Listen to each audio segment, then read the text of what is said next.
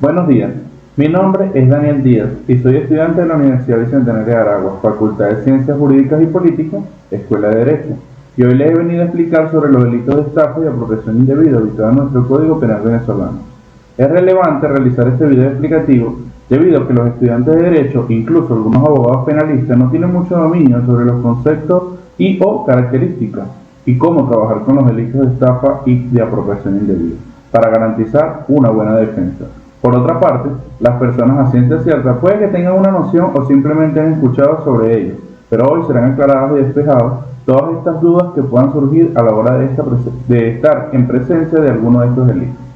Es importante que los profesionales del derecho dominen esta área para que puedan garantizar el derecho a la libertad de una manera más efectiva y puedan otorgar a sus clientes un resultado positivo a la hora del litigio. Entrando en el tema, tenemos a la estafa ubicada en el artículo 462 del Código Penal venezolano, que su definición es el que con artificios o medios capaces de engañar o sorprender la buena fe del otro, induciéndole en error, procure para sí o para otro un provecho injusto con perjuicio ajeno, será penado con prisión de 1 a 5 años. Este artículo hace referencia a una acción dolosa por parte del estafador, quien busca engañar a la víctima para obtener un beneficio propio o de terceros, causando un perjuicio a la persona engañada. Un ejemplo de este artículo podría ser el caso de una persona que se hace pasar por un agente de seguros y convence a una persona de contratar un seguro falso, cobrando una prima por un servicio que en realidad no existe. En este caso, el estafador estaría utilizando artificios para engañar a la víctima y obtener un beneficio injusto con perjuicio para la persona engañada. En este ejemplo, el estafador estaría cometiendo un delito de estafa y, de acuerdo con el artículo mencionado, el 462, podría ser condenado a una pena de prisión de 1 a 5 años. La estafa es un delito grave que atenta contra la buena fe y la confianza de las personas, por lo que se castiga con penas de prisión para proteger a las víctimas y reprimir la conducta fraudulenta.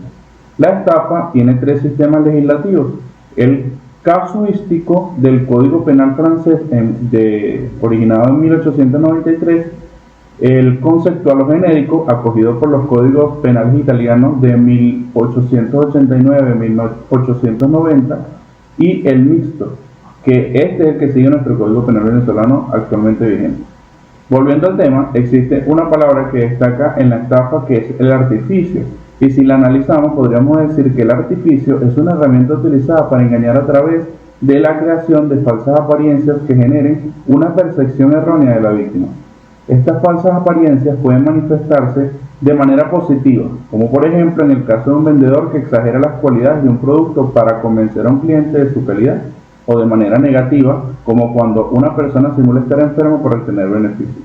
Un ejemplo de artificio podría ser el caso de una empresa que utiliza fotos retocadas y testimonios falsos para proporcionar un producto milagroso para adelgazar.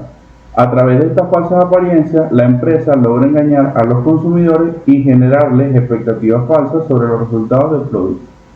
En este ejemplo, la conducta activa de la empresa para engañar a los consumidores se manifiesta a través de la creación de un engaño que busca convencer a la audiencia de la verdadera o de la veracidad de sus afirmaciones, a pesar de que no requiere una aparatosidad.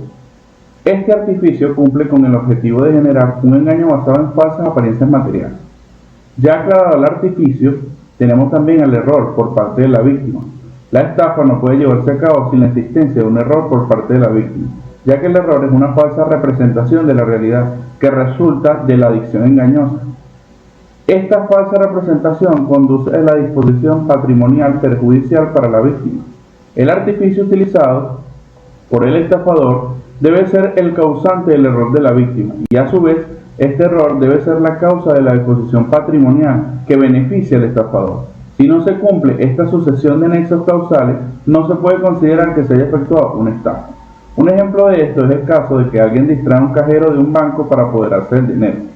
A pesar de que se haya utilizado un artificio de distraer al cajero para lograr el objetivo, en este caso no se consideraría una estafa, ya que el error de la víctima no es determinante en el cambio de manos del bien, y por lo tanto la cadena causal estaría interrumpida. En la estafa existen 2 tipos de sujetos y objetos. Uno está el sujeto activo, que prácticamente la estafa es un delito de sujeto activo indiferente, pero no se debe confundir al autor de la inducción al error con el beneficiario del provecho injusto. Ambas cualidades coinciden de ordinario, pero pueden estar separadas. 2. Sujeto pasivo. Es también indiferente. La víctima del engaño es la persona que sufre el error causado por el artificio del ente. El sujeto pasivo de la estafa es la persona perjudicada en su propiedad. Estas cualidades pueden recaer en la misma persona o en personas distintas. Hay que agregar que no son susceptibles de error los inconscientes ni los incapaces, en medida que les impida discernir. Tampoco lo son las personas jurídicas en sí mismas, pues carecen de mente, pero pueden resultar sujetos pasivos de la estafa. Por parte de los objetos de esta, podemos recalcar el objeto material, que además de las cosas, muebles o muebles, el objeto material sobre el cual recae la acción delictiva es la persona engañada. La conducta de la gente actúa sobre las facultades cognoscitivas y volitivas de la víctima. Se ha determinado una falsa representación del entorno existencial, se ha provocado un acto de voluntad viciado por error. Por último está el objeto jurídico, que es el interés del Estado en la tutela de los bienes patrimoniales contra los engaños realizados con el fin de alcanzar un provecho injusto y antijurídico. Siguiendo con el tema, tenemos a los provechos injustos con perjuicios ajenos, la consumación y la penalidad.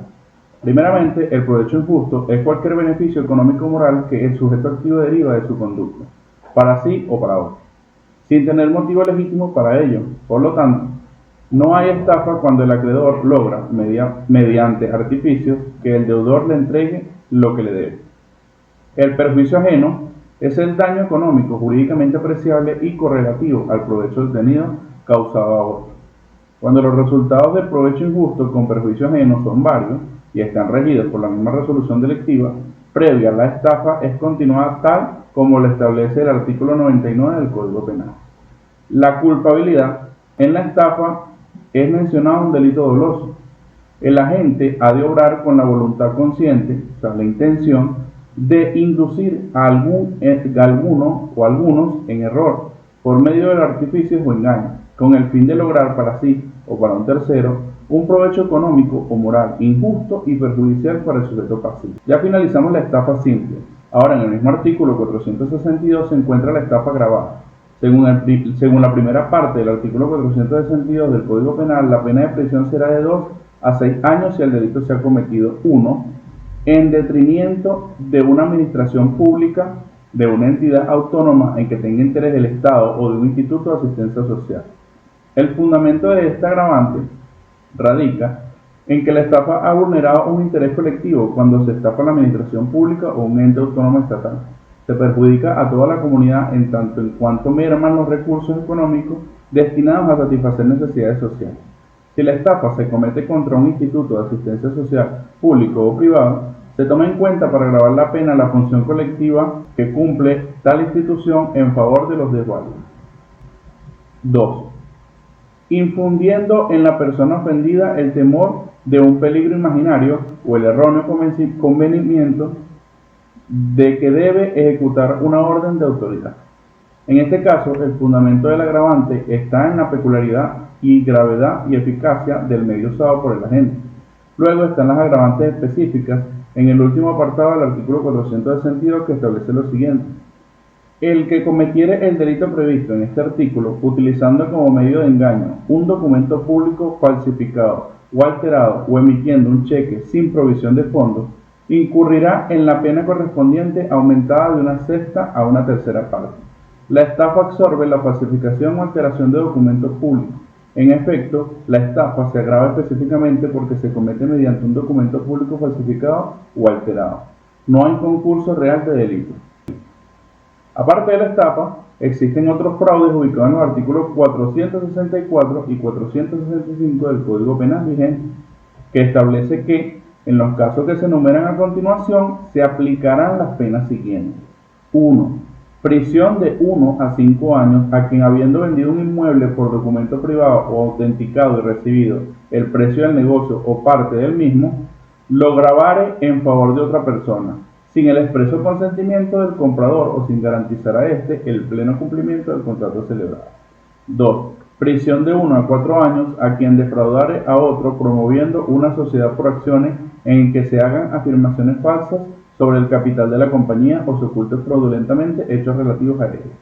El acto tipificado en este ordinal reúne todos los elementos de la estafa, por medio de engaños que consisten en las afirmaciones falsas sobre el capital de la compañía o en la ocultación fraudulenta de hechos relativos a ella, el promotor de una sociedad por acciones induce en error al sujeto pasivo. De esta suerte, la gente obtiene un provecho injusto con perjuicio ajeno. Ordinal 3.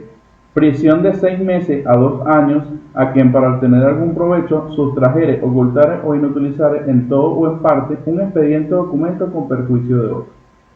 Asimismo, la ocultación, que si tiene carácter fraudulento, puede consistir en una conducta positiva o en una conducta negativa. La inutilización total o parcial está evidentemente emparentada con el delito de daños del artículo 473 del mismo Código Penal. Siguiendo con lo anterior, está la numeral 4. Prisión de 3 a 18 meses a quien por sorteo o rifa se quede en todo o en parte con las cantidades recibidas sin entregar la causa ofrecida. Numeral 5. Prisión de 6 a 18 meses a quien defraudare a otro con pretexto de una supuesta remuneración a funcionarios públicos. Numeral 6. Prisión de 2 a 6 meses a quien hubiere destruido, deteriorado o ocultado cosas de su propiedad con el objeto de cobrar para sí o para otro el precio de un seguro. Numeral 7. Arresto de 2 a 6 meses a quien comprare una cosa mueble ofreciendo pagar al contado y rehúse después de recibirla hacer el pago o devolverla. Al fin llegamos al último artículo del fraude, ubicado en el 465 del Código Penal, que establece lo siguiente: el que con el fin de lucro induzca a algún individuo a emigrar, engañándolo, aduciendo hechos que no existen o dándole falsas noticias, será castigado con prisión de 6 a 30 meses. Este artículo se puede dividir en las siguientes características. A. La acción. Consiste en inducir a algún individuo a emigrar, a hacer nacer en la mente de una persona una idea que antes no tenía. Si un individuo se limita a reforzar o a aprobar la decisión que otro ya había concebido de emigrar, no hay delito. Está el sujeto activo, es indiferente, y el sujeto pasivo también es indiferente. Está el medio de comisión del delito. Es el fraude, concretado en aducir hechos que no existen o falsas noticias. Luego está la culpabilidad. El delito es doloso y el agente ha de cobrar con un fin de lucro. Luego está la penalidad. La pena es de prisión de 6 a 30 meses, lo que da un término medio de 1 año y 6 meses de prisión. La naturaleza de la acción es de fraude. Como lo estudiamos anteriormente, es un delito enjuiciable de oficio. Por último, está el delito de apropiación indebida, ubicado en el artículo 466 del Código Penal, que establece lo siguiente: el que se haya apropiado en beneficio propio o de otro alguna cosa ajena que se le hubiere confiado o entregado por cualquier título que comporte la obligación de restituirla o de hacer de ella el uso determinado, será castigado con prisión de 3 meses a 2 años, por acusación de la parte agraviada, y cuenta con las siguientes características. Nuevamente, la acción, que es el sujeto activo, recibe del pasivo una cosa mueble por un título legítimo que entraña para aquella obligación de restituirla o de hacer de ella un uso determinado. El agente no cumple tal deber, por el contrario, se adueña de la cosa mueble y la consumación opera con la apropiación. Está el sujeto activo, que es el tenedor legítimo, y está el sujeto pasivo, que es el propietario de la cosa. Está el objeto material, que es una cosa mueble ajena, y el objeto jurídico, que es el bien jurídico de la propiedad en sentido estricto. Está la culpabilidad, que se requiere del dolo, y está el proceso ejecutivo, que el delito admite la tentativa, mas no la frustración. Está la penalidad, que es la prisión de 3 meses a 2 años, y la naturaleza de la acción penal, que se trata de un delito de acción privada, perseguible por acusación de la parte agraviada. También está el abuso de la firma en blanco, ubicado en el artículo 467 del Código Penal, que el que abusando de una firma en blanco que se hubiere confiado con la obligación de restituirla o de hacer con ella un uso determinado, haya escrito o hecho escribir algún acto que produzca un efecto jurídico, cualquiera, en perjuicio del signatario, será castigado con prisión de 3 meses a 3 años, por acusación de la parte agraviada. Si la firma en blanco no se hubiere confiado al culpable, se aplicarán al caso las disposiciones de los capítulos 3 y 4, título 6 del presente libro, o sea, el Código Penal. Esto reviste las siguientes características, los mismos: la acción, que estriba en abusar de una firma en blanco, escribiendo o haciendo escribir en un acto jurídico con perjuicio del signatario. Un ejemplo es: la víctima confía en un amigo una libreta de cheques firmados en blanco para que se la guarde y se la devuelva posteriormente. El amigo llena un cheque en su provecho. Aquí está un ejemplo de lo que es la firma en blanco y el delito que reviste carácter penal. Luego está el sujeto activo, que es el receptor de la hoja suscrita en blanco, y el sujeto pasivo, que es el signatario en blanco. Está el objeto material, que es la hoja firmada en blanco, el objeto jurídico, la propiedad en el sentido estricto.